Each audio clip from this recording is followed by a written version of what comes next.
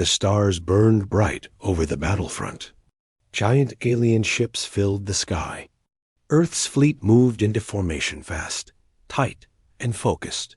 Commander Ray stood on the bridge of the ESV Justice, his eyes fixed on the hologram map. All ships. In position, his officer said. Ray nodded. This was the final push. The enemy, a ruthless alien species called the Varnak, had pushed deep into Alliance territory. Earth wasn't fighting alone. The Galactic Alliance had promised unity. 5 different species had sent ships. They stood side by side with Earth, at least. That's what Ray believed. We hit their flanks, they fall apart, Ray said confidently. The plan was simple. Earth's fleet would engage head-on. The Allies would strike from behind. A perfect trap. Then the first shots were fired. Red beams and plasma blasts lit up space. Earth's ships moved forward, engines roaring. Ray watched his fighters dart between enemy cruisers. Explosions rocked the darkness. Enemy shields weakening. Shouted the weapons officer. Ray allowed himself a small smile. Good.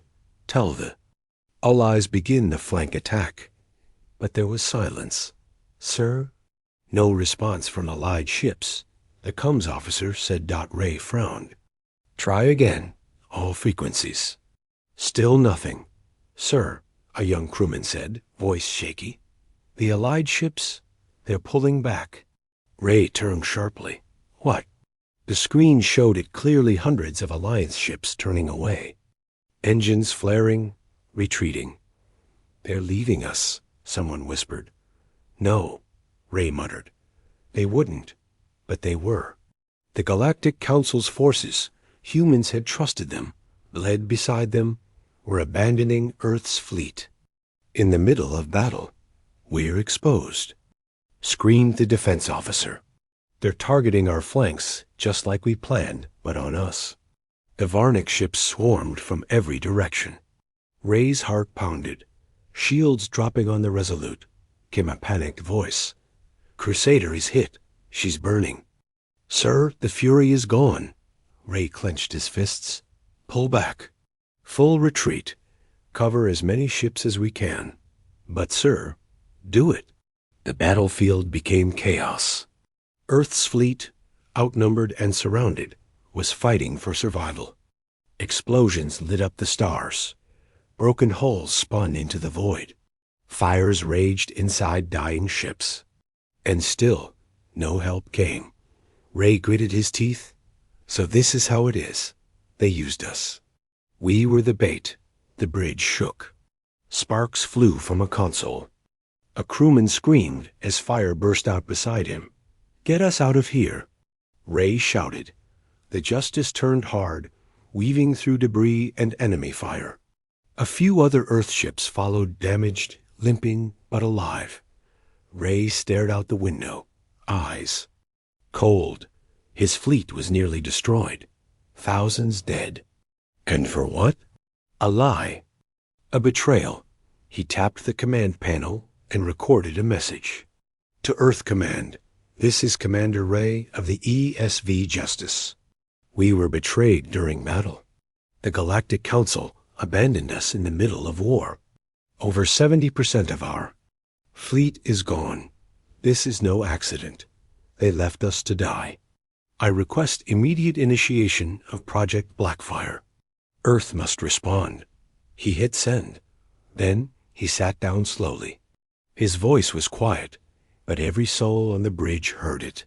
They betrayed. U.S., so we're taking everything they have. Silence fell on the ship. Fire burned in every human heart on that deck. This was no longer just war. It was personal. Asterisk, the ESV Justice limped through space. Its engines hissed. Sparks flickered across broken screens. Of the 47 ships Earth had sent to the front, only 6 returned. All were damaged. All were silent. Commander Ray stood in the medical bay, his arm wrapped in a bandage. The crew worked around him, tired, wounded, but alive. Earth Command just received your message, the officer beside him said. They've ordered full blackout. All comes encrypted. No contact with the Galactic Council. Ray nodded. They're preparing. It wasn't just a loss. It was a betrayal. Earth had never fully trusted the Council. But they had hoped. Now that hope was gone. The Justice entered Earth's orbit. Below, the planet looked peaceful blue oceans, green lands, white clouds. But the people knew war had come. They had watched the feed. They had seen Earth's ships burn. Ray looked. Out the viewport. We need to build again. But this time, not for defense. His words were quiet. But the weight behind them was clear. 2 days later, in an underground facility beneath the Arctic ice, the High Council of Earth met in secret. 12 leaders sat at a round table. No flags, no cameras. Just silence. Ray entered, still in his worn battle uniform. A woman at the table leaned forward. Commander Ray, your report has been confirmed by survivors. The Council abandoned us. They watched our fleet burn. Not just watched, Ray said. They planned it. We were the distraction. They made a deal with the Varnak, hoping Earth would fall. A general slammed his fist on the table. Then Earth must answer. We cannot beg. We must strike. The room agreed. The woman in charge gave a nod. Project Blackfire is approved. Full activation. A low rumble echoed under the room. Far below the surface, machines began to hum. Across Earth's hidden shipyards, long-dormant factories powered on. In the mountains of Mars, massive gates opened. In the asteroid belt, shadows moved. Earth had never shown its true strength. While the Council believed humans were weak, Earth had been building in secret, in silence, in preparation. Project Blackfire wasn't just a fleet. It was a response. Ray stood on a platform deep within an underground hangar. Before him stood something massive, black steel, sharp edges, silent power. The first of the new ships. S Oblivion, twice the size of any Council ship, fast, untrackable, deadly. She'll be ready in 7 days, said the engineer beside him. Good, Ray said. We don't strike yet. First, we take out their eyes. 3 days later, a listening post on a moon near the edge of the Alliance territory went dark. No alarms. No wreckage. Gone. Then a weapons depot vanished. Then a deep space relay station. All without warning. The Council was blind, nervous. But Earth said nothing. No messages. No threats. Only silence. In a dark room aboard the Justice, Ray watched the galaxy map. Next move, sir? His officer asked. Ray stared at a single blinking dot. The Council's supply world, unarmed, rich in tech. The heart of their logistics. Take it, Ray said. But with what ships?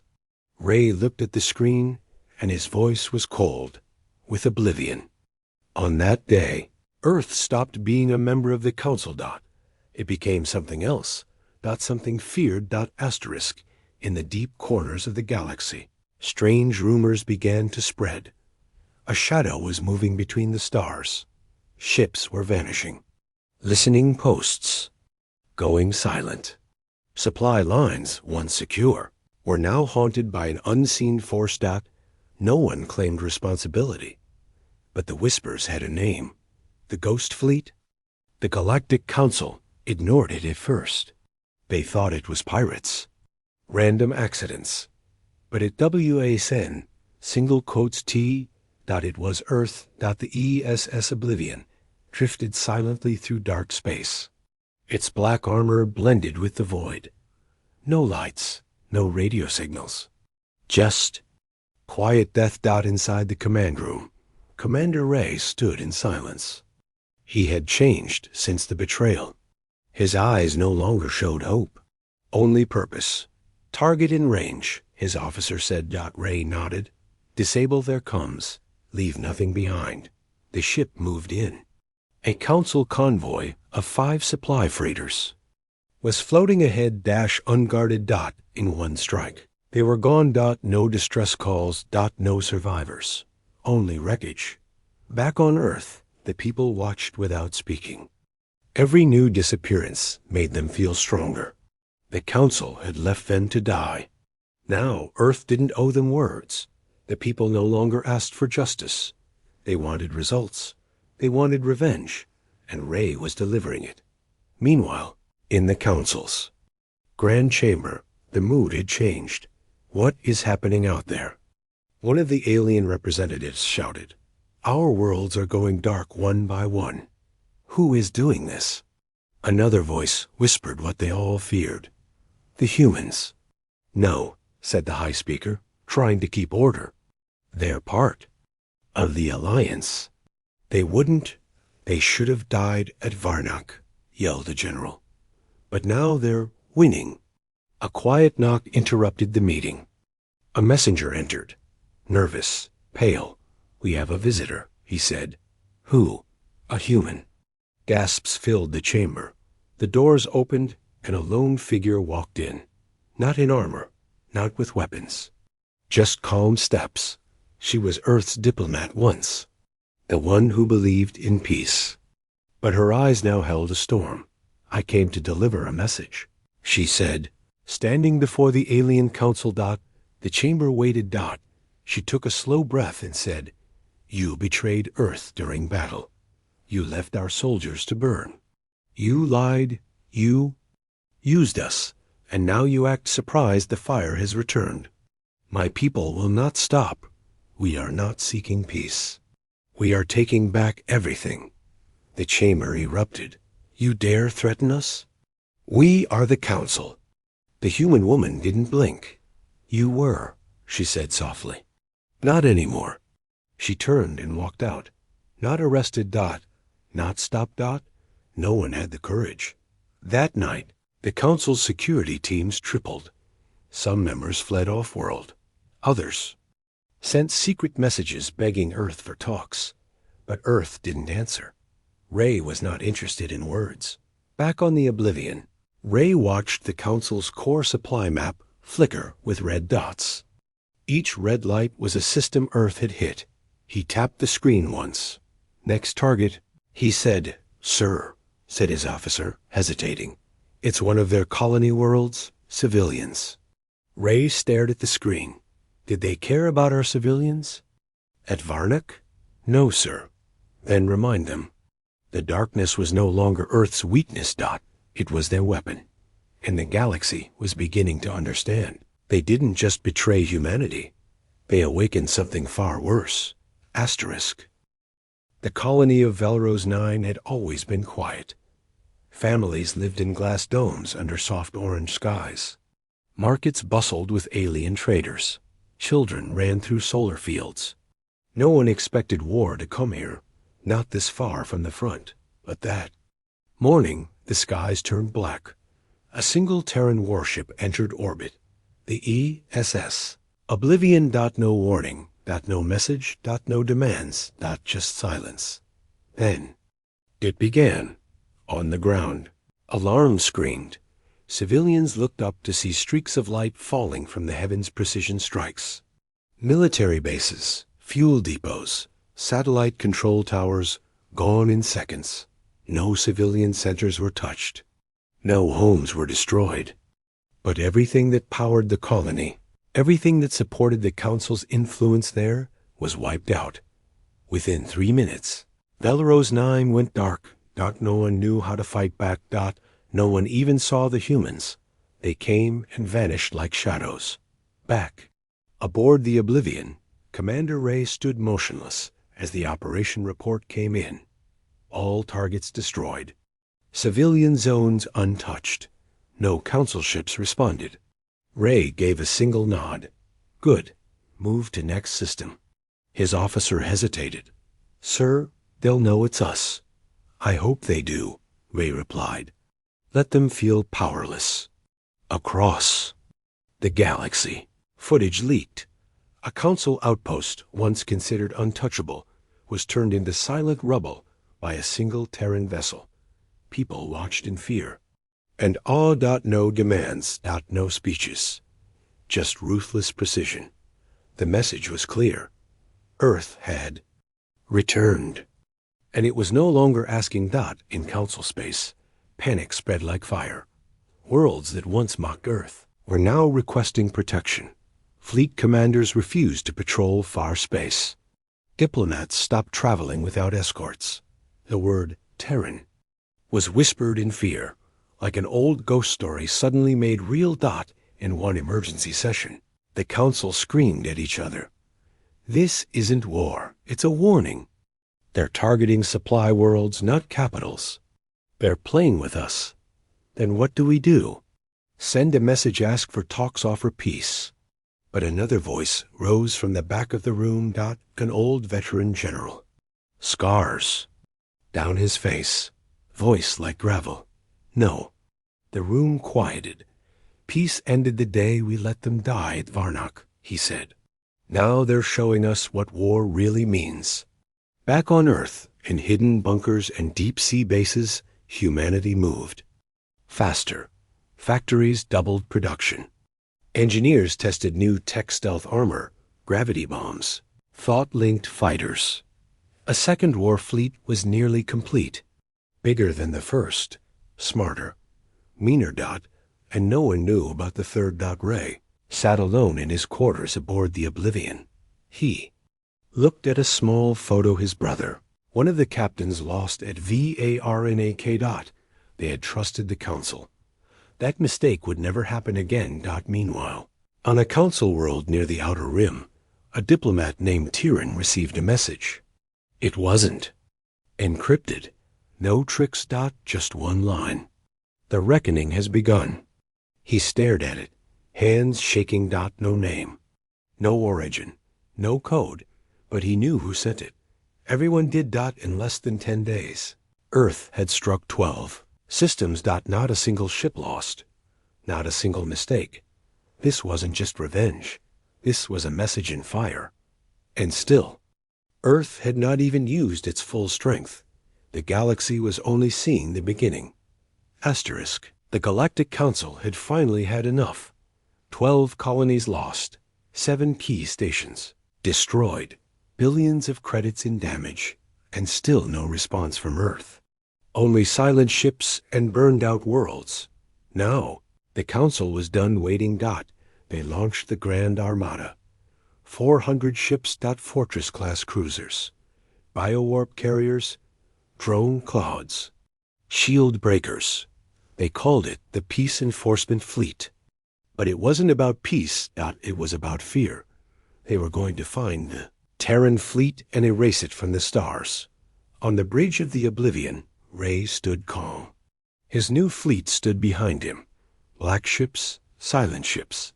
Not hundreds, but 50. That's all Earth had sent. But each was a nightmare, wrapped in steel. And they were waiting. In the Maldron system. The Council Armada entered orbit around an empty planet. The signal had come from here, a Terran transmission. A trap, maybe, but they were confident, overconfident. Then space cracked open. Dozens of Terran ships dropped from stealth near the sun's gravity edge. No warnings, no lights, no names. Only action. The battle began without a word. The Oblivion moved first straight through the Council's front line. Its armor ignored the first 2 waves of missiles. Then it returned fire. One shot. One enemy flagship exploded into flame. Then another. And another. Council commanders screamed into cones. Where are our shields? Why aren't they locking targets? Nothing worked. Earth's tech was advanced to advanced, years ahead. Maybe more. Their missiles curved like living snakes. Their cannons punched through layered defenses like paper. Their stealth systems made them ghosts in space. The Council had numbers. Earth had evolution. The battle lasted 12 minutes. 12. Out of 400 Council ships, 89 survived. All retreated. Not a single Terran ship was lost. Not one. The Galaxy watched the footage in silence. The Peace Enforcement Fleet had become space debris. Back on Earth, billions stood together as the news spread. Ray appeared on every screen. His voice calm, controlled. We did not start this, but we will end it.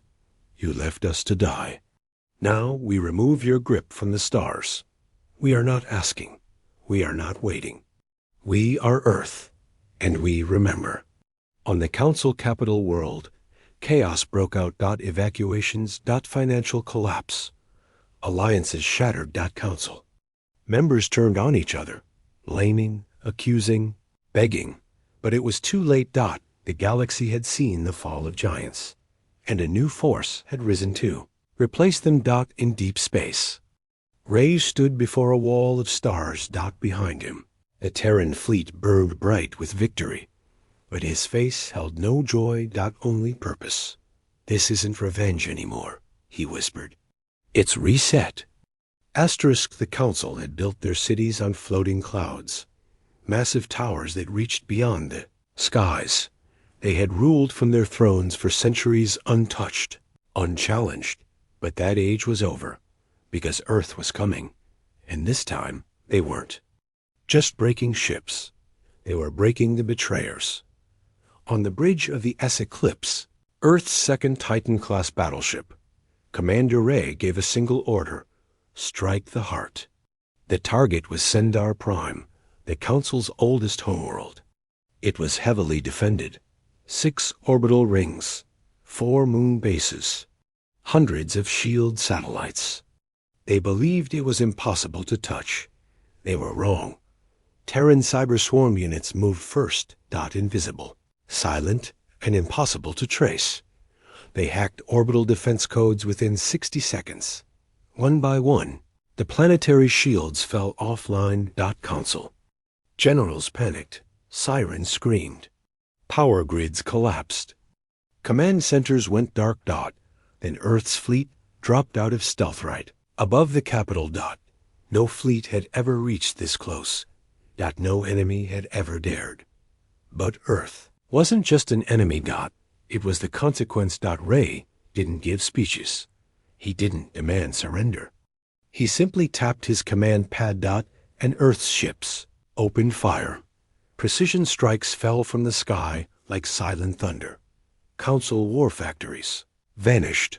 Military strongholds crumbled. Space elevators collapsed like towers of glass. But even now, Earth held back. No civilians were harmed. That was the message. This wasn't chaos. It was control. The high council chamber shook. Alien leaders screamed, stumbling over each other. The shields are gone. Our fleets aren't responding. Where's the escape plan? But there was no plan. There was only fear. Then, the main doors burst open. Everyone turned. A single figure stepped into the chamber, covered in battle armor darker than space. Itself, a human. Ray. Sit down, Ray said coldly, and the most powerful beings in the galaxy did, one by one, without resistance. Without argument. No guards. No orders. Just raw fear. Ray walked to the center of the room. I'm not here to destroy you, he said. Not yet. He pulled a data crystal from his belt and placed it on the table. A hologram flickered to life footage from Varnic. A moment of betrayal. Ships pulling away. Earth vessels burning. You all voted for this, Ray said. You signed the order. You sold us to the Varnic to protect your own borders. A silence deeper than space fell over the chamber. Ray continued. We could destroy you right now. Your fleet is broken. Your systems are open. But that's too easy. He looked each of them in the eye. We're going to take your ships, your colonies, your worlds, your power, piece by piece. And we're going to do it while you watch. With that, Ray turned and walked out. No one followed him. No one dared speak. Later that day, Earth transmitted a single message to the galaxy. The Council has fallen. They will remain for history's memory, but not for power. Earth now leads. The future. This is not a war. This is justice. Across the stars, old alliances crumbled. New banners rose. Planets once ignored by the Council now pledged loyalty to Earth. Because Earth didn't offer promises. It delivered results. And those who betrayed them were now watching everything they had be taken. Asterisk. The galaxy had changed. Not slowly. Not gently. But like a storm breaking the sky in half. In just a few weeks, Earth had turned betrayal into a lesson written in fire. The once mighty Council sat in silence. Their fleets gone. Their leaders broken. Their flags taken down. And in their place, one symbol rose, a single blue planet, glowing in the night. On Earth, billions stood in front of screens.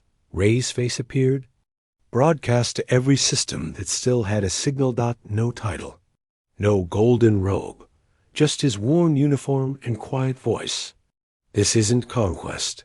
This isn't revenge anymore. This is a message. To anyone who ever thinks they can use us, break us, betray us. You will lose everything. He paused, because Earth remembers. And Earth does not kneel.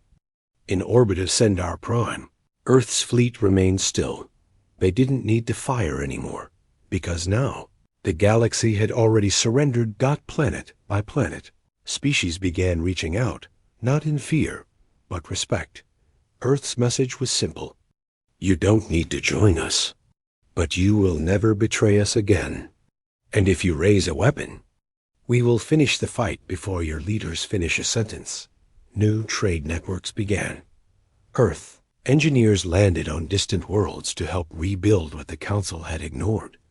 Terran soldiers, once called monsters, now guarded planets that once feared them. But they were not the same humans as before. They were something more. Something forged by betrayal. In the shadows of old Council cities, statues were taken down. Not by war, but by the people. A young alien girl raised a banner with Earth's symbol in the ruins of her school. On a distant desert moon, 2 human medics were seen saving lives without asking what species. And on a water world once ruled by fear, a Council warlord bowed before a single Terran captain and offered peace. Back in his command room, Ray stared at the stars. Behind him, a new banner hung. United Earth Dominion. Small, simple, but powerful. He tapped his screen. The name of every soldier lost at Varnak scrolled slowly across it. Not forgotten. Never forgotten. A voice interrupted his thoughts. Sir, said his officer. Final message from the Council. They wish to dissolve themselves completely. They request to be remembered only in books. Ray nodded once. Let them go. History will speak louder than we ever could. Later that night, he stood in the old Council chamber, now empty. He looked around at the grand marble seats and broken golden crests. He whispered, it didn't have to be like this. Then he turned, walked away, and never looked back. The galaxy did not fear Earth now. It respected Earth. Because Earth didn't dominate with numbers or firepower.